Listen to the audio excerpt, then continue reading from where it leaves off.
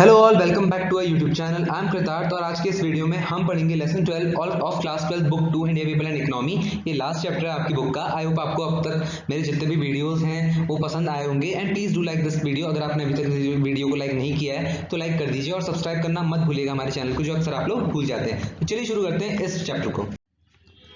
Start करेंगे environment pollution के साथ। तो एनवायरमेंट पोल्यूशन की डेफिनेशन की मैं बात करूं तो ये किसी भी ऐसे मटेरियल का किसी भी फिजिकल स्टेट, चाहे सॉलिड लिक्विड गैस में एक तरह से रिलीज होना है जो कि एनवायरमेंट और ह्यूमन हेल्थ के लिए बहुत डेंजरस हो। ह्यूमन हेल्थ आप जैसे जानते ही होंगे कि एयर पोल्यूशन है, वाटर पोल्यूशन है, उससे ह्यूमन हेल्थ पे कितने बुरे इफेक्ट्स पड़ते हैं, एनवायरमेंट भी खराब होता है। और एनवायरमेंट पोल्यूशन की मैं बात करूं तो ये किस बेसिस पे क्लासिफाई होता है ये भी ध्यान में रखिएगा। एक बार प्रीवियस ईयर में पूछा जा चुका है कि on what basis is environment pollution classified. So it is classified on the basis of medium through which pollutants are transported and diffused, कि किस मीडियम से आपके जो पॉल्यूटेंट्स हैं वो ट्रांसपोर्ट और डिफ्यूज हो रहे हैं, फैल रहे हैं एनवायरमेंट में। क्या वो वाटर है, क्या वो सॉलिड है या लिक्विड है। लिक्विड की मैं बात करूं तो क्या वाटर पोल्यूशन है, गैस में क्या एयर पोल्यूशन है, या लैंड पोल्यूशन है, नॉइज पोल्यूशन, मतलब किस मीडियम से आपके पॉल्यूटेंट्स ट्रांसफर हो रहे हैं। पोल्यूशन का आप थर्ड पॉइंट देख सकते हैं कि एयर पोल्यूशन होता है आपका, वाटर पोल्यूशन होता है, noise pollution and land pollution. तो सबसे पहले हम बात करेंगे वाटर पोल्यूशन की। वाटर पोल्यूशन सिंपली एक तरह से आप समझिए तो वाटर का डिग्रेडेशन क्यों हो रहा है। वाटर का डिग्रेडेशन इसलिए हो रहा है कि हम वाटर का बहुत ही अंधाधुंध इस्तेमाल कर रहे हैं, हम बहुत इनडिस्क्रिमिनेट यूज कर रहे हैं। हम वाटर को ऐसा समझ रहे हैं कि फ्रेश वाटर जो है उसकी अवेलेबिलिटी हमारे पास इनफाइनाइटली, हमारे पास बहुत सारा पानी है, बट ऐसा नहीं है। आप सब जानते हैं वाटर रिसोर्सेज में मैंने आपको समझाया था कि only 1% is your fresh water. तो ये बात आप जिसको हम यूज कर सकते हैं, ये बात आप ध्यान में रखिएगा।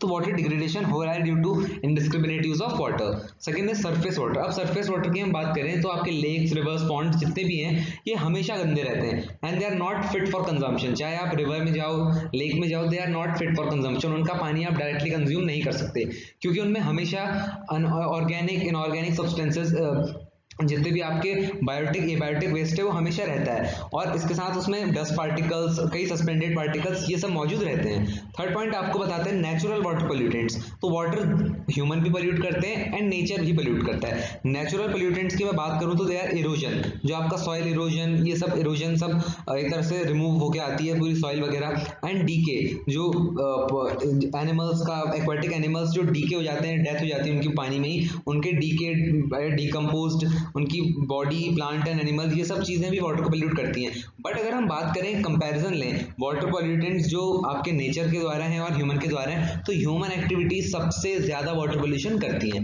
Next, human pollute water bye industrial, agriculture and cultural activities. Industrial activities, हमारा कोई इंडस्ट्रियल प्लांट है तो हम उसका पानी डिस्चार्ज करके नदी में डाल देते हैं और उससे क्या होता है कि नदी पोल्यूट होती है, उसमें खतरनाक टॉक्सिकेंट्स मिक्स हो जाते हैं। एग्रीकल्चर में हम बहुत ज्यादा पेस्टिसाइड्स वगैरह यूज करते हैं, उससे क्या होता है कि जो ग्राउंड वाटर है वहां भी वो इन्फिल्ट्रेट करके अंदर सीप हो जाता है और ग्राउंड वाटर को पोल्यूट करता है। और उसके साथ साथ एग्रीकल्चर में जब बारिश वगैरह आ जाती है तो वो पेस्टिसाइड्स जो होते हैं वो रिवर वगैरह में चले जाते हैं, वहां की एक्वेटिक लाइफ को भी डिस्टर्ब करते हैं। कल्चरल एक्टिविटीज, जैसे कल्चरल एक्टिविटीज हमारी गंगा रिवर एंड और भी जितनी भी रिलीजियस रिवर्स है हमारी, हम उनमें अपना कल्चरल वेस्ट डालते हैं, लाइक पूजा वगैरह हम करते हैं तो हम सारा जो उसकी सामग्री वगैरह होती है हम नदी में ही डाल देते हैं, तो उससे क्या होता है नदी वहां पर भी गंदी होती है। तो इस तरह से हम वाटर को पोल्यूट करते हैं।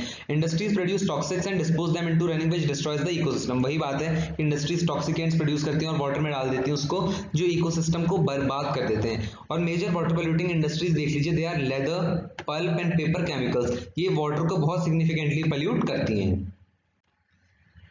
और वाटर पोल्यूशन में ये pesticides and chemicals used in agriculture, जो मैंने बात की कि जो पेस्टिसाइड्स, केमिकल्स एग्रीकल्चर में यूज होते हैं वो वाटर रिजर्वॉयर्स में वॉश हो जाते हैं और increase the nitrate content of the surface water. क्योंकि मान लीजिए अब एग्रीकल्चर है, एग्रीकल्चर में आपके पेस्टिसाइड्स वगैरह लैंड पे यूज हो रहे हैं, अब बारिश आई वो सब रन ऑफ होके आपके जाके मिल गए रिवर में, रिवर से वो गए आपके किसी और रिजर्वॉयर में। इस तरह से जो आपका सरफेस वाटर होगा उसमें वो पूरी तरह से पॉल्यूट हो जाएगा और नाइट्रेट कंटेंट जो कि अच्छा नहीं है ह्यूमन बॉडी के लिए, कंजम्पशन के लिए, वो भी उसे बढ़ा देगा। Chemicals also reach the ground water and polluted. जो केमिकल्स होते हैं एग्रीकल्चर में यूज होने वाले वो ग्राउंड वाटर में भी सीप करते हैं और ग्राउंड वाटर को भी खराब करते हैं। उससे क्या होगा, जब आप ट्यूबवेल्स के द्वारा पानी निकालोगे, उसे कंज्यूम करोगे, कई गाँव में क्या होता है कि लोग जो ग्राउंड वाटर होता है उसको बहुत फिट फॉर कंजम्पशन मानते हैं। वो कहते हैं नहीं बहुत साफ पानी है। एंड गाँव में मोस्टली यही होता है। इंडिया की मैं बात बता रहा हूँ, इंडिया के जितने भी रूरल एरियाज है वहाँ ट्यूबवेल से जो पानी निकलता है उसको लोग डायरेक्टली पीते हैं, डायरेक्टली कंज्यूम करते हैं विदाउट इवन फिल्टरिंग इट, जो कि बहुत डेंजरस है। उसमें क्या आपका कैल्शियम कंटेंट बहुत ज्यादा होता है, क्योंकि जो हम एग्रीकल्चर में यूज कर रहे हैं अपने पेस्टिसाइड्स केमिकल्स, वो अंदर ही तो सीप हो रहे हैं और उसके बाद क्या कर रहा है, ग्राउंड वाटर को भी खराब कर रहे हैं। Cultural activities like pilgrimage, fairs, tourism also cause water pollution. तो जितने हमारे पिलग्रिमेज होती हैं, हम कहीं पर एक तरह से रिलीजियस यात्रा पर जाते हैं, अपने रिलीजियस मेलों में जाते हैं, लाइक कुंभ मेला, हम यहाँ पर भी पोल्यूशन करते हैं, वहाँ गंदगी पूरे नदी के किनारे फेंक देते हैं, नदी में डाल देते हैं। तो ये हमें नहीं करना है। कल्चरल एक्टिविटीज भी वाटर पोल्यूट करती हैं। Water pollution is a source of waterborne diseases. अब जो इंपॉर्टेंट पता करने वाली बात है या समझने वाली बात है वो ये है कि आपकी वाटरबॉर्न डिजीजेस क्या क्या है। डायरिया हो गया, हेपेटाइटिस हो गया, एग्जाम में पूछा जाता है, इसलिए इनको हल्के में मत लीजिएगा। जितने मैंने इंपॉर्टेंट पॉइंट्स लिखे हैं वो आपको पढ़ने ही पढ़ने हैं। Next is 1/4 of communicable diseases in India are waterborne. तो जितनी भी डिजीजेस ट्रांसमिशन वाली होती है, मतलब एक व्यक्ति से दूसरे व्यक्ति में फैलती हैं, दे आर वाटरबॉर्न। वो वाटर से ही एक तरह से जन्मी होती हैं, वो पानी से ही होती हैं वो डिजीजेस। तो 1/4 जितनी भी हमारे कम्युनिकेबल डिजीज है उसका 1/4, ये WHO कह रहा है, मैं नहीं कह रहा हूँ। तो वर्ल्ड हेल्थ ऑर्गेनाइजेशन के हिसाब से हमारी कंट्री में जो कम्युनिकेबल डिजीजेस हैं वो 1/4 वाटर से होती हैं। Last is NMCG, national mission for clean Ganga. ये बहुत इंपॉर्टेंट पॉइंट है, आप इसको नमामि गंगे कहें या NMCG, बात एक ही है। It has been started to improve the condition of river Ganga. ये टेबल में आप देख सकते हैं, ये बहुत इंपॉर्टेंट टेबल है, types and sources of pollution. तो पोल्यूशन टाइप, एयर पोल्यूशन, इसमें मैं बताऊंगा आपको पोल्यूशन इन्वॉल्व, पोल्यूटेंट्स इन्वॉल्व या कुछ पोल्यूटेंट्स हैं। तो ऑक्साइड्स ऑफ सल्फर, दो तीन आप लर्न कर लीजिएगा कि सल्फर के ऑक्साइड्स पोल्यूटेंट्स हैं एयर पोल्यूशन में, या आपका कार्बन मोनोऑक्साइड आप लर्न कर लीजिए, हाइड्रोकार्बन, अमोनिया, जो आपको अच्छा लगे, दो तीन आप पोल्यूशन इन्वॉल्व लर्न कर लीजिएगा। और sources of pollution, air pollution के सोर्सेज क्या हैं। तो सोर्सेज आपके जब कोल का कंबर्शन होता है, जब हम कोल को जलाते हैं, पेट्रोल को जलाते हैं, डीजल को जलाते हैं, आपकी इंडस्ट्रियल प्रोसेसेस, ये सब सोर्सेज ऑफ पोल्यूशन हैं। सेकंड वाटर पोल्यूशन पे आते हैं। वाटर पोल्यूशन में आपके नाइट्रेट एंड नाइट्राइट, जो मैंने बोला कि आपका जो पेस्टिसाइड्स यूज करते हैं आप उससे नाइट्रेट कंटेंट बढ़ जाता है सरफेस वाटर का, आपका फ्लोराइड, आपका पेस्टिसाइड, इंसेक्टिसाइड, ये सब चीजें आप दो तीन लर्न कर लीजिएगा जो पॉल्यूटेंट्स होते हैं वाटर पोल्यूशन में। और सोर्सेज क्या है वाटर पोल्यूशन के, दे आर सीवेज डिस्पोजल। हम सीवेज, जो हमारा सीवर होता है घरों का, वो जब सीवर ट्रीटमेंट प्लांट में जाता है, कई शहरों में तो इवन वो सीवर ट्रीटमेंट प्लांट की फैसिलिटी अवेलेबल भी नहीं है। ये हमारे इंडिया की कंडीशन है। इससे जो सीवेज डिस्पोजल होता है वो अच्छे से ट्रीट नहीं किया जाता है उसे डिस्पोज करने से पहले। कई जगह तो इवन ये होता है जो सीवेज होता है वो डायरेक्ट आपके रिवर्स में मिक्स हो जाता है। तो आप समझ सकते हैं कितनी बुरी कंडीशन है। And run of toxic effluents from industries, जो इंडस्ट्रीज हैं टॉक्सिक एफ्लुएंट्स पानी में, जैसे मैंने बताया, डिस्चार्ज कर देती हैं, डिस्पोज कर देती हैं, उससे भी वाटर पोल्यूट होता है। ये सोर्सेज हैं। लैंड पोल्यूशन की मैं बात करूं तो ह्यूमन एंड पोल्यूटेंट्स जो हैं इसके, ह्यूमन एंड एनिमल एक्सक्रीटा, जो ह्यूमन एंड एनिमल वेस्ट होता है, और वायरस, बैक्टीरिया, गार्बेज की मैं बात करूं जो सड़कों पर आपका पड़ा रहता है, वो लैंड को पोल्यूट करता है। और फर्टिलाइजर भी एक ऐसा रीजन है जो आपकी लैंड अच्छे से पोल्यूट कर देता है। मतलब आप अधिक से ज्यादा फर्टिलाइजर डाल देंगे किसी लैंड पे तो वो लैंड पोल्यूट हो जाएगी, वो एक तरह से वो फर्टाइल नहीं रहेगी।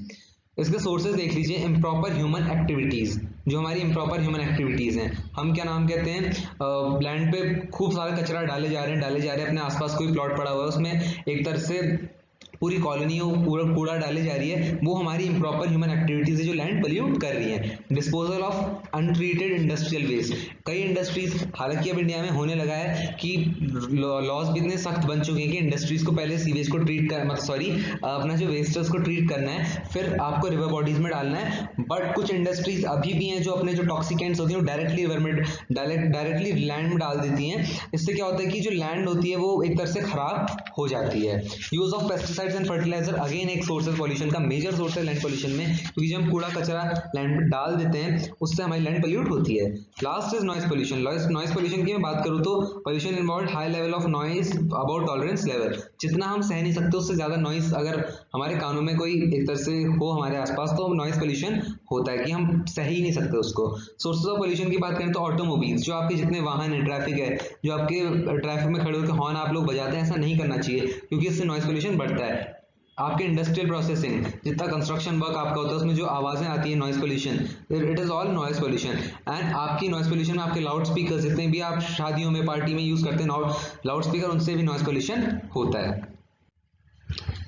अब हम बात करते हैं sources of pollution in Ganga and Yamuna river. Yamuna सबसे ज्यादा पोल्यूटेड रिवर है और in combined Ganga and Yamuna are the two most polluted rivers in India.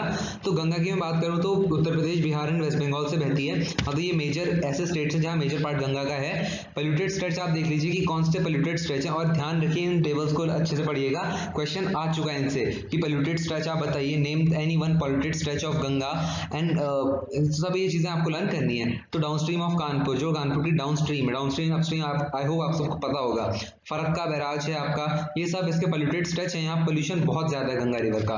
Nature of pollution की बात करूँ कि किस तरह के पोल्यूशन है गंगा रिवर में, तो यह है इंडस्ट्रियल पोल्यूशन। कानपुर में आप जानते हैं इंडस्ट्री आपकी लेदर इंडस्ट्री है, तो जो इंडस्ट्रियल पोल्यूशन होता है कानपुर, ये सब टाउन से इंडस्ट्रियल पोल्यूशन इसका एक है। जिससे सेकंड है आपका domestic waste from urban center. जो डोमेस्टिक वेस्ट है कई बार वो भी गंगा में डायरेक्टली डाल दिया जाता है विदाउट ट्रीटिंग इट। तो आप समझ सकते हैं कि ये भी एक पॉल्यूटेंट है आपके industrial pollution, domestic pollution. And dumping of carcasses, carcasses का मतलब जितने भी आपके अस्थियां वगैरह होती हैं, या फिर कैराकेसेस का मतलब जितने भी ह्यूमन रिमेन्स होते हैं वो भी डायरेक्टली वाटर में डाल दिए जाते हैं। बहुत रिलीजियस माना जाता है जिसको कि ऐसा करना चाहिए कि इस रिवर में डाल देना चाहिए, वो भी इस रिवर को पोल्यूट कर रहे हैं। अब बात करते हैं हम इसके मेन पोल्यूटर्स की, वो कौन सी सिटीज हैं जो बहुत हद से ज्यादा, मतलब जो मेन पोल्यूटर्स हैं गंगा रिवर की। सो यार कानपुर, जहाँ इंडस्ट्री आपकी, इलाहाबाद, वाराणसी, पटना, दो तीन मेन सिटीज लर्न कर लीजिएगा, it will be very helpful.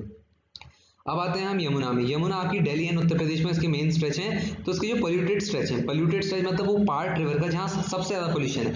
So it is Delhi to confluence, confluence का मतलब जहाँ पर रिवर आपकी मिलती है विद चंबल, चंबल रिवर है। तो चंबल रिवर जहाँ पर यमुना से मिलती है दिल्ली में, वहां पर एक पोल्यूटेड स्ट्रेच है इसका, और मथुरा एंड आगरा भी इसका पोल्यूटेड स्ट्रेच है। और नेचर ऑफ पोल्यूशन देख लेते हैं कि किस तरह का पोल्यूशन यमुना में है। तो it is extraction of water bye Haryana and Uttar Pradesh for irrigation. तो हरियाणा एंड उत्तर प्रदेश के स्टेट जो होते हैं वो यमुना से पानी निकाल रहे हैं इरिगेशन के लिए, और इरिगेशन के लिए क्या होता है कि फिर पोल्यूटेंट्स उससे बढ़ते हैं। Second is agricultural run of resulting in high levels of micro pollutants in Ganga Yamuna river. तो एग्रीकल्चर रन ऑफ मतलब बारिश हुई और ऊपर की जो pesticides insecticides directly Yamuna river में जा रहे हैं, उससे यमुना रिवर पोल्यूट हो रही है। Third is domestic and industrial waste of Delhi flowing into the river. और अगर आप दिल्ली कभी जाएंगे बाय ट्रेन तो आपने ऊपर से ब्रिज से नीचे देखा होगा, यहाँ से ट्रेन गुजरती है नीचे, यमुना की condition it is very very horrible, बहुत आप देख ही नहीं सकते, बहुत ही गंदी रिवर यमुना आपको लगती है। तो domestic and industrial waste Delhi का जितना भी हो यमुना में ही जाता है। मेन पोल्यूटर्स आपका है Delhi dumping its domestic waste. हम जानते हैं दिल्ली की पॉपुलेशन बहुत ज्यादा है और डेंसिटी भी यहाँ पॉपुलेशन की ज्यादा है, तो जो इसका मेन पोल्यूटर है यमुना रिवर का, वो है जो दिल्ली का डोमेस्टिक वेस्ट है, वो इसका मेन पोल्यूटर है। नेक्स्ट आपका नमामि गंगे प्रोग्राम NMCG, इसको आप नमामि गंगे प्रोग्राम NMCG बात एक ही है, दोनों national mission for clean Ganga या नमामि गंगे प्रोग्राम कहें एक ही बात है। तो 2014 में लॉन्च किया गवर्नमेंट ने। इसके ऑब्जेक्टिव है developing sewerage treatment system in town. तो हमने पढ़ा कि जो गंगा में आपका डोमेस्टिक वेस्ट भी जा रहा है, तो इसका ऑब्जेक्टिव है कि सबसे पहले हमें सीवरेज ट्रीटमेंट प्लांट बनाने हैं, जिनसे क्या हो कि सीवरेज प्रॉपर ट्रीट हो, फिर रिवर में डिस्पोज किया जाए। सेकंड, मॉनिटरिंग इंडस्ट्रियल एफ्लुएंट, हमें मॉनिटर करना है कि कहीं इंडस्ट्रीज अधिक मात्रा में टॉक्सिकेंट्स तो नहीं डाल रही इंडस्ट्री में। And development of river front, river front में पिक्चर दिखाऊंगा आपको, आप समझ जाएंगे। रिवर फ्रंट आपका ये होता है, रिवर के जो पास का इलाका होता है, किनारा आप कहें, this is called river front. तो ये भी हमें डेवलप करना है। And second and the next is afforestation near river bank, हमें रिवर बैंक के पास में पेड़ पौधे लगाने हैं या बायोडाइवर्सिटी, उससे क्या होगी हमारी जो बायोडाइवर्सिटी होगी वो कंजर्व होगी, और एंड रिक्रिएशनल स्पॉट भी काफी अच्छा बनेगा। फिर cleaning river surface, river surface को क्लीन करने की भी बहुत जरूरत है हमें, क्योंकि क्या होता है, क्योंकि जो गंगा है वो रिवर लगातार पोल्यूट होती जा रही है, तो उसका जो रिवर सरफेस है उसे क्लीन करने की जरूरत है। कोई ऐसी टेक्नोलॉजी हमें लानी है जिससे हमें रिवर सरफेस क्लीन करना है। Six development of Ganga grams in Uttarakhand UP Bihar, तो गंगा ग्राम हमें डेवलप करने हैं उत्तराखंड यूपी बिहार में, इन स्टेट से रिवर फ्लो करती है। वेस्ट बंगाल भी एक है इसमें स्टेट जहां हमें गंगा ग्राम्स डेवलप करने हैं। Seventh is public awareness to avoid pollution addition, हमें पब्लिक को अवेयर करना है कि वो इसमें गंदगी ना डालें। नेक्स्ट हम पढ़ेंगे एयर पोल्यूशन। तो एयर पोल्यूशन आप सब जानते हैं कि एयर पोल्यूशन में क्या होता है कि ऐसे कंटामिनेंट्स जो कि हार्मफुल हो, अगर हम उन्हें एयर में रिलीज करते हैं in the form of dust हो या ऑब्नॉक्शियस फ्यूम्स हो, बहुत खतरनाक फ्यूम्स जो माइनिंग एक्टिविटीज निकलते हैं के, या कोई भी गैस जो हार्मफुल हो लाइक मीथेन, वो सब हम एयर में अगर रिलीज कर दें तो इट इज एयर पोल्यूशन। ये हार्मफुल रहता है आपका फ्लोरा, आपके प्लांट एनिमल्स दोनों को हार्मफुल है, फ्लोरा एंड फौना के लिए। इसके सोर्सेज देख लीजिए, जो मेन सोर्सेज हैं एयर पोल्यूशन के जिनसे बहुत ज्यादा एयर पोल्यूशन होता है, they are combustion of fossil fuels and mining. आप जो आपका कार्बन एमिशन आपकी व्हीकल्स भी करते हैं वो भी एयर पोल्यूशन में सिग्निफिकेंटली कंट्रीब्यूट करता है। और उसके साथ साथ जो फॉसिल फ्यूल्स होते हैं वो जब बर्न होते हैं तो उसके साथ जो कंबशन में रिलीज होता है वो एयर पोल्यूशन करता है। एंड माइनिंग एक्टिविटीज में जो आपके खतरनाक फ्यूम्स निकलते हैं, आपकी गैस निकलती है, वो भी एक तरह से मेजर सोर्स है एयर पोल्यूशन का। Next is these sources release oxides of sulphur. तो हमने एक टेबल पढ़ी थी जो आपकी स्टार्टिंग में टेबल थी, उसमें हमने पढ़ा था oxides of sulphur, carbon monoxide, ये मेन पॉल्यूटेंट्स हैं। तो ये लर्न कर लीजिएगा। एयर पोल्यूशन में जो ये सोर्सेज हैं, आपके कंबशन हो गया फॉसिल फ्यूल्स का या माइनिंग, ये आपके रिलीज करते हैं सल्फर ऑक्साइड्स को, कार्बन मोनोऑक्साइड और हार्मफुल जितनी भी गैसेज हैं। It causes respiratory, nervous and circulatory diseases. Air pollution में आपकी डिजीजेस लिखने को आ चुकी है, एक बार एग्जाम में पूछा जा चुका है 1 मार्क में कि what are the diseases caused by air pollution. तो आप लिख सकते हैं कि जो एयर पोल्यूशन है आपका रेस्पिरेटरी डिजीज लाइक आपका लंग कैंसर हो गया या आपका अस्थमा हो गया, ये सब बीमारियां आपका एयर पोल्यूशन करता है। Next is smoke caused by atmospheric pollution is harmful for human health. तो दिल्ली की हम बात करें तो दिल्ली में स्मोक काफी ज्यादा चर्चे में रहता है, क्योंकि दिवाली के बाद क्या होता है कि दिवाली के बाद जितने भी पटाखे वगैरह लोग जलाते हैं उससे जो स्मोक बनता है, इंडस्ट्री का भी उसमें इंडस्ट्री भी ऐड कर देती है अपना कंट्रीब्यूशन। तो दिवाली में जो स्मोक बनता है, एक मतलब फॉग आपका अलग होता है, फॉग तो आपका नेचुरल होता है, स्मोक में आपका क्या होता है कि जितनी भी गैसेस वगैरह जितने भी ये हार्मफुल पोल्यूटेंट्स बन के एक फॉगी वेदर बना देते हैं, उसको हम स्मोक कहते हैं। तो it is harmful for human health, बहुत ज्यादा ब्रीदिंग प्रॉब्लम्स आती हैं और अस्थमा वगैरह जो पेशेंट होते हैं उनके लिए बहुत खतरनाक है। Air pollution also cause acid rain. Acid rain आपकी एयर पोल्यूशन के कारण ही होती है। नेक्स्ट है हमारा नॉइज पोल्यूशन। तो नॉइज पोल्यूशन आपकी एक ऐसी स्टेट होती है जिसको ह्यूमंस बियर ही नहीं कर सकते। इतनी खतरनाक नॉइज अगर हम रिलीज करें किसी इक्विपमेंट से आ रही है तो नॉइज पोल्यूशन में सिग्निफिकेंटली कंट्रोल करती है। वो अनकंफर्ट, हमें अनकंफर्ट देती है और we can't tolerate it. Second is main sources. Noise pollution के मेन सोर्सेज आपकी फैक्ट्रीज में जो आपकी मशीन्स चलती हैं, जो आपका कंस्ट्रक्शन, रिपेयरिंग, ये सब चीजें होती हैं, तो वो सिग्निफिकेंटली नॉइज पोल्यूशन में कंट्रीब्यूट करती है, क्योंकि जो उनसे आवाजें आती हैं वो बहुत ज्यादा होती हैं। ऑटोमोबाइल्स, आप जो ट्रैफिक में खड़े होकर आप बार बार हॉर्न बजाते रहते हैं, वो भी नॉइज पोल्यूशन में कंट्रीब्यूट करता है। एंड लाउड स्पीकर्स, जो आप शादी पार्टी या जितने भी सारे इवेंट्स होते हैं जो हम लाउड स्पीकर्स यूज करते हैं, उनसे भी नॉइज पोल्यूशन होता है। Third is unit of measuring sound level is decibels. Decibels ध्यान रखिएगा, ये साउंड मेजर करने की एक यूनिट है। इसको एग्जाम में आए तो आपको, अगर आप ये ब्रैकेट में बना के लिखोगे तो ऐसे ही लिखना, डी कैपिटल स्मॉल बी करेंगे तो शायद मार्क्स कट जाए। Biggest nuisance is produce by traffic. तो जो सबसे बड़ी परेशानी है वो ट्रैफिक प्रोड्यूस करता है, क्योंकि आप कई मेरे वीडियोस में भी सुन सकते हैं, आपने सुना होगा कि जितने भी वीडियोस रिकॉर्ड करता हूँ पीछे से उसमें गाड़ियों की आवाज आ रही होती है, एंड कई वीडियोस में आपको हॉर्न वगैरह सब चीजें सुनाई देती होंगी। तो it is the biggest nuisance, बहुत ही अनॉयंस होती है ट्रैफिक से, क्योंकि ट्रैफिक बहुत सिग्निफिकेंटली कंट्रीब्यूट करता है नॉइज पोल्यूशन में। लोग बेवजह ट्रैफिक पे आप खड़े तो आप लगातार हॉर्न बजा रहे होते हैं, ऐसा आपको नहीं करना चाहिए। In sea traffic noise pollution is confined to harbour. अब सी ट्रैफिक की हम बात करें तो सी में जो आपका नॉइज पोल्यूशन है, समुद्र की बात हो रही है, तो it is confined to harbour, क्योंकि हार्बर में आपकी लोडिंग अनलोडिंग जितनी भी एक्टिविटीज हैं, जो सामान आपका उतरता है, आपने सुना होगा कि जितनी भी आपकी लोडिंग अनलोडिंग एक्टिविटीज होती हैं हार्बर वगैरह में होती हैं, हार्बर पोर्ट्स में। तो यहाँ पर क्या होता है कि काफी ज्यादा लोग होते हैं और उनके बोलने से एंड कई ज्यादा नॉइज पोल्यूशन क्रिएट होता है, क्योंकि शिप्स आ रहे होते हैं, शिप्स की आवाज वगैरह आ रही होती है, तो इससे नॉइज पोल्यूशन क्रिएट होता है। नॉइज पोल्यूशन की हम बात करें तो इट इज लोकेशन स्पेसिफिक। तो नॉइज पोल्यूशन आपका लोकेशन स्पेसिफिक होता है, आप जितना ज्यादा दूर जाते रहें सोर्स से उतना ज्यादा नॉइज पोल्यूशन कम होगा। कहने का मतलब है कि मान लीजिए आप लाउड स्पीकर, एक कमरे में आपने लाउड स्पीकर चला रखा है, तो अगर आप एक कमरे में आपको बहुत डिस्कम्फर्ट हो जाएगा तो आप दूसरे किसी चौथे पांचवें कमरे में चले जाओगे, तो वहां आपको नॉइज पोल्यूशन मतलब नॉइज सुनाई नहीं देगी। तो इससे आप समझ सकते हैं कि इट इज लोकेशन स्पेसिफिक, किसी एक पर्टिकुलर लोकेशन में होता है। एंड इसकी हम बात करें तो जितनी आप डिस्टेंस बढ़ाओगे इससे, तो उतना आपको अनकंफर्ट कम होगा। Next is oceans are 10 times noisier than 40 years ago due to global shipping trade. आज प्रेजेंट डे हम बात करें तो हमारा शिपिंग ट्रेड इतना बढ़ चुका है कि जो ओशियंस हैं वो 10 गुना ज्यादा नॉइजियर हो चुके हैं जितने 40 इयर्स अगो थे।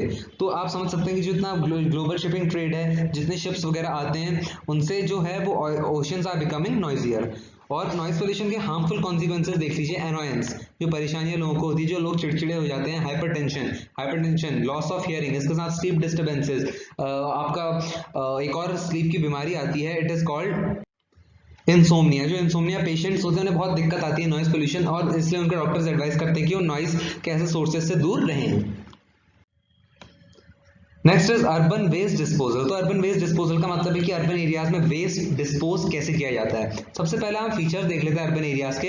अर्बन एरियाज आर ओवरक्राउडेड, हम बचपन से पढ़ते आ रहे हैं। कंजेस्टेड, कंक्रीट जंगल्स होते हैं, पास पास बिल्डिंग होती है, बहुत ज्यादा पॉपुलेशन होती है अर्बन एरियाज में। फाउल एयर, एयर की क्वालिटी बहुत पुअर होती है। और सैनिटरी कंडीशन, जो drinking water and sanitary condition है, ड्रेनेज बहुत गंदा होता है। आप मुंबई दिल्ली की सड़कों का अगर रेनी डेज में देखोगे, मानसून सीजन में, तो आप लगातार हर जब भी आप न्यूज खोल के देखोगे आपको जरूर ये मिलेगा कि पानी से रोड ब्लॉक हो गई, या rain water block the road, choke the road, ये सब आप बहुत कॉमन है। सेकंड है सॉलिड वेस्ट। सॉलिड वेस्ट आपका क्या होता है कि सॉलिड वेस्ट मतलब वेस्ट इन सॉलिड फॉर्म। इसमें आपके variety of old and used articles आते हैं, लाइक आपकी फ्लॉपीज हो गई, आपके ओल्ड एंड यूज्ड कंटेनर्स हो गए, जितनी भी सॉलिड चीजें आप फेंक देते हैं या डिस्कार्ड कर देते हैं, और ये भी इनॉर्मसली ग्रो हुई हैं। सॉलिड वेस्ट के दो सोर्सेज हैं, डोमेस्टिक और इंडस्ट्रियल। डोमेस्टिक जितना भी आप घर पे कंटेनर्स वगैरह यूज करते हैं, आप सब वो सॉलिड वेस्ट का पार्ट है। इंडस्ट्रीज में जितने मशीन पार्ट्स जो वेस्ट करते हैं सॉलिड में, ये these all are the sources of solid waste. अब सॉलिड वेस्ट के कॉन्सिक्वेंसेज देख लीजिए। Solid waste cause health hazard. जो सॉलिड वेस्ट आपका सड़कों पर पड़े रहता है, ढेर लगे रहता है उसका, उसमें मक्खी मच्छर ये सब उड़ते रहते हैं। मैं कोई नई बात नहीं बता रहा हूँ, इंडिया के इवन हर दूसरे या तीसरे कोने की बात है, मतलब हर रोड पे ऐसा होता रहता है, क्योंकि we people are not seriously aware about it. हमें ऐसा नहीं करना चाहिए। मैं अभी भी आपसे कहूंगा कि अगर आप ऐसा करते हैं तो आपको अभी बंद कर देना चाहिए, क्योंकि इनसे बहुत हेल्थ प्रॉब्लम्स होती हैं, लाइक आपके मलेरिया, डेंगी, ये सब जितने भी डिप्थीरिया, ये सब दिक्कतें होती हैं। इसका रीजन यही है, वाटर पोल्यूशन। सॉलिड वेस्ट आपका वाटर पोल्यूट भी करते हैं। Harbouring of flies and cause discomfort to people. तो जितनी भी आपके वो सड़क के किनारे पे एक सीन आता है हमारे दिमाग में, खूब सारे डस्टबिन पड़े हुए हैं, कचरा बाहर फैला हुआ है, तो उससे क्या होता है कि लोगों को डिस्कम्फर्ट होता है, लोगों को भी अच्छा नहीं लगता है। मान लीजिए आपको क्या अच्छा लगेगा कि एक ग्रीन लैंडस्केप अच्छा लगेगा, कि आपको कूड़े कचरे से भरा हुआ एक लोकेशन अच्छी लगेगी? आपको अच्छा लगेगा लैंडस्केप, क्योंकि इट ऑल्सो कॉज डिस्कम्फर्ट। जो आपका इतना सारा पाइल्स में आपके गार्बेज पड़ा रहता है, it also cause discomfort to people. Untreated waste release toxic gas like methane. तो जितने भी ट्रेंचिंग ग्राउंड्स होते हैं, तो उसमें जो वेस्ट होता है, अनट्रीटेड वेस्ट, वो कई बार जो लोग इन्वॉल्व होते हैं उस को जलाने में, उस वेस्ट को जलाने में, उनकी जान भी ले लेता है, क्योंकि वो हार्मफुल टॉक्सिक रिलीज करता है, लाइक मीथेन। ट्रेंचिंग ग्राउंड्स की मैं बात करूँ तो वहाँ पर पूरे शहर का जो कूड़ा आता है वो एक साथ जलाया जाता है, या उसे ट्रीट किया जाता है। बट कई बार अगर अनट्रीट रह जाए तो it release toxic gas like methane, जो it is also life taking gas, जो अगर आपने इनहेल कर ली तो आपके लिए बहुत हार्मफुल हो सकता है। Next is rural urban migration. Rural urban migration की हम बात करें तो it is caused by labour demand. लोग रूरल से अर्बन एरियाज में क्यों जाते हैं? क्योंकि अर्बन एरियाज में लेबर की डिमांड है। रूरल एरियाज में आपकी इंडस्ट्रीज नहीं होती, अर्बन एरियाज में होती हैं, तो जो आपके लेबर होते हैं वो रूरल टू अर्बन जाते हैं। Second is low job opportunities in rural areas. Rural areas में पॉपुलेशन जो होती है उनके लिए इतनी अच्छी जॉब अपॉर्चुनिटीज अवेलेबल नहीं होती, इसलिए they prefer to go in urban areas. Third is unbalance pattern of development between urban and rural area. इसका मतलब ये है कि लोग इसलिए भी अर्बन एरियाज में माइग्रेट करते हैं, क्योंकि जो आपके रूरल एरियाज होते हैं वहाँ आपकी हेल्थ, एजुकेशन या और भी जितनी सारी सैनिटरी कंडीशंस, ये सब इतनी अच्छी नहीं होती हैं। रूरल एरिया में आपकी कई एरियाज में आपकी लाइट नहीं आती, बिजली नहीं आती, पानी नहीं आता, इन वाटर इलेक्ट्रिसिटी की अवेलेबिलिटी नहीं होती, इसीलिए लोग अर्बन एरियाज में जाते हैं। और रूरल पॉपुलेशन की बात करें, as per census 2011 it is 69%। 31% आपकी अर्बन पॉपुलेशन है एंड 69% आपकी रूरल पॉपुलेशन है। Next we will discuss the problems of slums. तो स्लम्स क्या होते हैं? स्लम्स ऐसे एरियाज होते हैं जहां लोग नहीं रहना चाहते, बट उन्हें रहना पड़ता है, क्योंकि क्या होता है कि उनकी कंडीशन इतनी अच्छी नहीं होती, उनकी पास उतने पैसे नहीं होते हैं। जैसे आप मुंबई में, धारावी लार्जेस्ट स्लम है एशिया का, तो वहाँ सबसे ज्यादा जो लोग रहते हैं they are the factory workers, जो मेन मुंबई में फैक्ट्री में काम करते हैं, जो एज अ लेबर काम करते हैं कंस्ट्रक्शन साइट्स पे। तो वो चाहते नहीं है रहना, बट उन्हें रहना पड़ता है, क्योंकि उनके पास इतनी अर्निंग नहीं है। सो फर्स्ट पॉइंट वही कहता है कि are the residential areas of least choice, dilapidated, बहुत बुरी कंडीशन में होते हैं, एंड लैक बेसिक एमिनिटीज। यहाँ आपकी वाटर, इलेक्ट्रिसिटी या और भी जितनी बेसिक एमिनिटीज होती हैं, टॉयलेट वगैरह, ये अच्छे से अवेलेबल नहीं होता। Second is slums are overcrowded areas with narrow streets and health hazard. Hazard. Slums आपके बिल्कुल नैरो स्ट्रीट होता है। अगर आप स्लम की पिक्चर कभी देखेंगे, आप गूगल कर सकते हैं, कोई स्लम की धारावी का आप देख लीजिए, आपको स्ट्रीट्स ऐसा नहीं मिलेगा कि बिल्कुल अच्छी कंडीशन में आपके स्ट्रीट्स रोड्स वगैरह हैं। वहाँ बिल्कुल नैरो स्ट्रीट्स हैं, आप इवन वहाँ कार चला भी नहीं सकते। एंड हेल्थ हैजार्ड्स, वहाँ स्लम्स में हेल्थ हैजार्ड्स इतने हैं, लाइक अभी आपका कोरोना जो फैल रहा है कोविड-19, तो आप उसमें धारावी में सबसे ज्यादा फैल रहा है, क्योंकि वहाँ जो लोग हैं वो बिल्कुल पास पास रहते हैं एंड वहाँ उतनी फैसिलिटीज अवेलेबल नहीं है, इसलिए धारावी एक ऐसा एरिया जो कंटेनमेंट जोन है कोरोना का आजकल जो चल रहा है उसमें। Third is slum population works in unorganised sectors, जिसकी मैं बात कर रहा था, माइनिंग, कंस्ट्रक्शन एरियाज, इन सब चीजों में जो एज ए लेबर काम करते हैं। स्लम पॉपुलेशन के पास इतना पैसा नहीं होता कि वो अच्छी लिविंग अफोर्ड कर सके, इसीलिए उन्हें स्लम में रहना पड़ता है। सो जो स्लम के लोग होते हैं, they are undernourished and prone to diseases, they are malnourished. अगर आप बात करें तो माल नरिश्ड होते हैं, उनके पास इतना अच्छा खाने को अवेलेबिलिटी नहीं होती है, and they are prone to diseases. और जो स्लम के बच्चे होते हैं, they do not have school facilities, उनके पास स्कूल जाने की फैसिलिटीज भी नहीं होती है।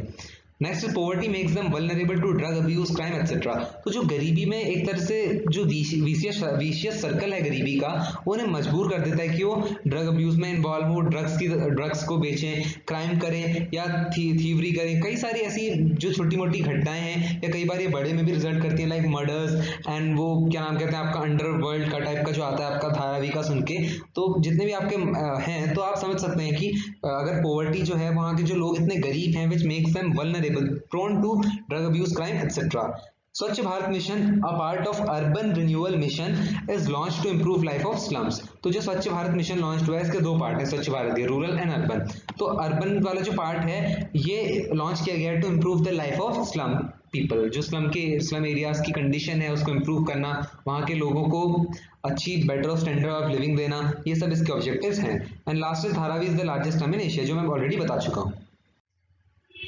Next is land degradation. तो लैंड डिग्रेडेशन की हम बात करें तो आज प्रेजेंट डे एग्रीकल्चर लैंड पे प्रेशर बढ़ता जा रहा है। उसके दो रीजन हैं। सबसे पहला है आपका कि लिमिटेड अवेलेबिलिटी, एग्रीकल्चर लैंड की हमारे पास बहुत ज्यादा अवेलेबिलिटी नहीं है। आप देखेंगे तो कुछ साल पहले, जो 10-15 साल पहले, अगर आप अपने पेरेंट्स से पूछे तो जिस लैंड पे आपका घर होगा वो एक फार्म होगा या फिर वो एक एग्रीकल्चर लैंड होगी। बट अगर आप अपने आसपास देखोगे, उस लैंड पे आज कॉलोनीज बन चुकी हैं, आपके अपार्टमेंट्स बन चुके हैं।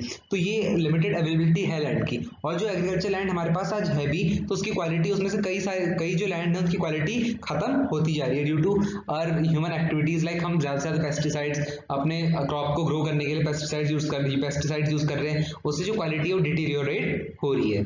Second is causes of land degradation. अब लैंड डिग्रेडेशन के कॉजेज क्या हैं? लैंड डिग्रेडेशन के कॉजेज है आपके सॉइल इरोजन, जो आपकी सॉइल इरोड होती है विंड और वाटर से, जो टॉप लेयर आपकी रिमूव होती है, उससे जो लैंड होती है वो बंजर पड़ जाती है। वाटर लॉगिंग, जो आपका मतलब कुछ समय के लिए, कुछ समय या कुछ ज्यादा टाइम तक आपका वाटर लॉक्ड रह जाए, एक जमीन पर आपका पानी रुका हुआ रह जाए, वो भी वाटर को लैंड को डिग्रेड करता है। सैलिनाइजेशन एंड एल्कनाइजेशन, ये दो बहुत बहुत मुश्किलें हैं लैंड के लिए, क्योंकि जो सॉल्ट कंटेंट है, सैलिनाइजेशन एक प्रोसेस जिससे आपका सॉल्ट कंटेंट बढ़ जाता है लैंड में, और एल्कनाइजेशन से भी आपकी लैंड वर्सली इफेक्ट होती है। Land degradation is the temporary और permanent decline in productive capacity of the land. तो लैंड डिग्रेडेशन की आप डेफिनेशन बोलोगे तो ये है कि लैंड डिग्रेडेशन एक ऐसा टेम्परेरी या कुछ समय के लिए या हमेशा के लिए डिक्लाइन है प्रोडक्टिव कैपेसिटी ऑफ लैंड में, कि जो लैंड की प्रोडक्टिव कैपेसिटी, लैंड की प्रोडक्टिविटी की, लैंड क्रॉप प्रोड्यूस कर सकती है, उसमें या तो टेम्परेरी कुछ समय के लिए या हमेशा के लिए decline. Last is natural and human processes induce land degradation. तो नेचर की प्रोसेस और ह्यूमन की प्रोसेस दोनों लैंड डिग्रेडेशन करती है। नेचुरल प्रोसेस आप बात करें तो सॉइल इरोजन हो, तो ये सब जो आपके नेचुरल प्रोसेस, और ह्यूमन प्रोसेस लाइक हम इंसेक्टिसाइड, पेस्टिसाइड यूज करते हैं, इससे लैंड डिग्रेडेशन होती है। नेक्स्ट हम पढ़ेंगे क्लासिफिकेशन ऑफ वेस्ट लैंड्स को। तो ये क्लासिफिकेशन आपका किया गया है NRSC द्वारा, नेशनल रिमोट सेंसिंग सेंटर, जिसके हेडक्वार्टर्स आपके हैदराबाद में हैं। और वो उन्होंने अपनी रिमोट सेंसिंग टेक्निक से जितनी भी हमारी कंट्री में वेस्ट लैंड हैं इंडिया में, उनको एक तरह से कैटेगराइज उनकी रिमोट सेंसिंग टेक्निक से हम कर सकते हैं कि कौन सी वेस्ट लैंड आपकी नेचुरल एजेंट्स के द्वारा हुई है, और जो कौन सी वेस्ट लैंड का मतलब ऐसी लैंड होता है which can't be used for cultivation of crops. तो कॉज बाय नेचुरल एजेंट्स और caused by natural and human both and caused by humans. तो नेचुरल एजेंट से जो वेस्टलैंड बनती हैं they are first gullied lands. Gullied lands वो land होती हैं जो एक तरह से आपका फास्ट फ्लोइंग वाटर के द्वारा एक तरह से बह जाती हैं, इरोड हो जाती हैं, उनको हम गलीड लैंड्स कहते हैं। एक तरह से उनमें एक वी शेप्ड या यू शेप्ड स्ट्रक्चर बन जाता है, उन्हें हम गलीड लैंड्स कहते हैं। सेकंड इज डेजर्टिक लैंड्स, जो आपके डेजर्ट्स वगैरह होते हैं ये नेचुरल एजेंट्स ही उन्हें वेस्टलैंड बनाते हैं। बैरन एरियाज, जो आपकी बंजर जमीनें होती हैं जिन पे आप कुछ नहीं कर सकते, कोई कल्टीवेशन नहीं कर सकते। Fourth is steep sloping areas, तो ये आपकी वेस्टलैंड होती है, जो ऐसे एरियाज जहां जो स्लोप है काफी स्टीप है। Second is caused by natural and human factors, तो 3 वेस्टलैंड ऐसी हैं जो नेचुरल एंड ह्यूमन फैक्टर्स दोनों के कारण बनती है। पहला है water locked and marshy areas, second है आपका land affected by salinity and एल्कनिटी। Salinity and एल्कनिटी हो सकता है नेचुरल प्रोसेस के द्वारा हो या ह्यूमंस के द्वारा हो कि हम पेस्टिसाइड्स फर्टिलाइजर्स से सॉल्ट का कंटेंट बढ़ा रहे हैं। इंटेंसिव इरिगेशन भी एक कारण बनता है सैलिनिटी इंक्रीज करने के लिए। और थर्ड वेस्टलैंड आपकी लैंड विद और विदाउट स्क्रब्स। स्क्रब्स का मतलब छोटे छोटे पेड़ पौधे, तो ये आपके वेस्टलैंड्स हैं which are caused by natural and human factors. इस क्वेश्चन की मैं बात करूं तो आज तक सीबीएसई ने पूछा नहीं है, ये क्वेश्चन बिल्कुल नहीं पूछा गया आपका, एक भी चीज इससे आज तक एक सिंगल सेंटेंस भी नहीं उठा के पूछा है। पर रिस्क नहीं लीजिएगा, थोड़ा आप देख लीजिए, इसलिए मैंने बहुत शॉर्ट में से बता रखा है। अब तीसरा है आपका categorisation caused by human factors. अब तक हमने पढ़ा नेचुरल एजेंट्स जो वेस्टलैंड बनाते हैं और ह्यूमन और नेचुरल दोनों, और ये है जो एक्सक्लूसिवली ह्यूमन फैक्टर्स के द्वारा वेस्टलैंड बनती हैं। सबसे पहले डिग्रेडेड शिफ्टिंग कल्टीवेशन एरिया। तो शिफ्टिंग कल्टीवेशन आप सब जानते हैं कि एक पैच हम फार्मिंग करते हैं, फिर जब उसकी फर्टिलिटी लूज हो जाती है तो खत्म हो जाती है तो हम दूसरे पैच पे चले जाते हैं, तो जो वेस्ट पैच है उसको एक तरह से अब डिग्रेड हो गया, तो डिग्रेडेड शिफ्टिंग कल्टीवेशन एरिया एक वेस्टलैंड बन जाता है caused by human factor. Second is degraded land under plantation crops, तो degraded land under plantation crop ये भी आपकी वेस्टलैंड है। डिग्रेडेड फॉरेस्ट, जो आपके फॉरेस्ट डिग्रेड किए जा चुके हैं, degraded pastures, mining and industrial wasteland, ये सब आपके ह्यूमंस करते हैं, ये ह्यूमंस के ह्यूमन फैक्टर्स के द्वारा ही वेस्टलैंड बनी है। तो एनआरएससी वाला ये जो क्वेश्चन था वेस्टलैंड वाला आएगा नहीं, मैं कह रहा हूँ 99.9% नहीं आएगा, बट अगर आपको 100 लाने तो आपको 1% भी नहीं छोड़ना, आपको हर चीज पढ़नी है। Next and the last topic for this chapter, अब तक हमने ऑलमोस्ट पूरा हर टॉपिक कवर कर लिया है जो एग्जाम पॉइंट ऑफ व्यू से रेलेवेंट है। लास्ट टॉपिक आपका है वाटरशेड मैनेजमेंट प्रोग्राम। ये आपसे जो आप देख सकते हैं अपनी स्क्रीन पर जितने भी पॉइंट लिखे हुए हैं, ये आपका एग्जाम में 2016 में पूछा जा चुका है कि examine the watershed management programme launched in Jhabua. तो झाबुआ में जो वाटरशेड मैनेजमेंट प्रोग्राम लॉन्च हुआ, इसका नाम है Rajiv Gandhi mission for watershed management and it was started और लॉन्च्ड इन 2002। ये मध्य प्रदेश गवर्नमेंट द्वारा स्टार्ट किया गया था, वाटरशेड मैनेजमेंट का एक प्रोग्राम है। Second is land degradation has been controlled significantly, और इस प्रोग्राम की वजह से जो लैंड डिग्रेड होती थी इस एरिया में वो अब कंट्रोल की जा चुकी है, क्योंकि जो वाटरशेड मैनेजमेंट प्रोग्राम है इससे जो जितने भी कल्टीवेशन एरियाज हैं उन पर कल्टीवेशन की जा रही है और लैंड डिग्रेडेशन, जो पहले लैंड खराब थी उसको यूज में लिया जा रहा है और लैंड डिग्रेडेशन भी कम हो चुका है। Third is this programme has improved the soil quality. Watershed management का जो प्रोग्राम है इसने सॉइल की क्वालिटी झाबुआ डिस्ट्रिक्ट में काफी इंप्रूव करी है। Next is about 20% of the total area under Jhabua district has treated by watershed programs. तो आप समझ सकते हैं जो झाबुआ डिस्ट्रिक्ट में अबाउट 20% जो टोटल एरिया है झाबुआ डिस्ट्रिक्ट का वो वाटरशेड प्रोग्राम्स द्वारा वहां स्टार्ट किए जा चुके हैं। वाटरशेड प्रोग्राम्स में आपके सॉइल कंजर्वेशन, ये डिग्रेडेशन को बचाने का प्रोग्राम, ये सब उसके साथ एक तरह से जॉइंटली वहां के लैंड को अच्छा कर रहे हैं। Last is people planted fodder grass on pasture land and adopted social fencing of these land for at least 2 areas. तो लोगों ने क्या किया, फॉडर ग्रास अपनी जो जानवरों के चरने के लिए जो घास होती है उसमें फॉडर ग्रास जानवरों का चारा वो पास्चर लैंड पे उगाई और उन्होंने अडॉप्ट किया सोशल फेंसिंग को फॉर एटलीस्ट 2 इयर्स। और कई फार्मर्स ने तो ऐसा भी माना कि हम 2 साल से ज्यादा इसको अभी भी कंटिन्यू कर रहे हैं, वो आज even present day social fencing practice कर रहे हैं। इसका जो मेन रीजन था सोशल फेंसिंग का वो ये था कि ओवर ग्रेजिंग को प्रिवेंट किया जा सके।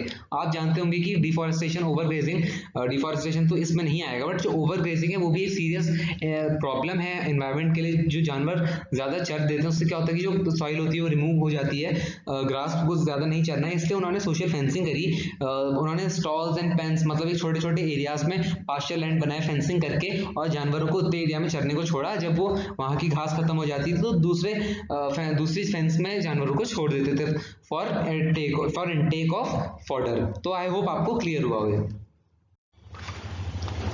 So guys this was all for this video. I hope आपको ये चैप्टर अच्छा लगा होगा, आपको समझ आया होगा। एंड अब हम सारे चैप्टर बुक 2 के कवर कर चुके हैं। आप नीचे प्लेलिस्ट में डिस्क्रिप्शन में लिंक दे दूंगा। अगर आप पहली बार हमारे चैनल को विजिट कर रहे हैं तो आप हमारा first to 12 chapter already upload कर चुके हैं हम, आप देख सकते हैं। मैंने बहुत अच्छे से पॉइंट वाइज समझाया है। एंड बिलीव मी, अगर आप उन वीडियोस को कर लेंगे, more than 95 you will score in geography.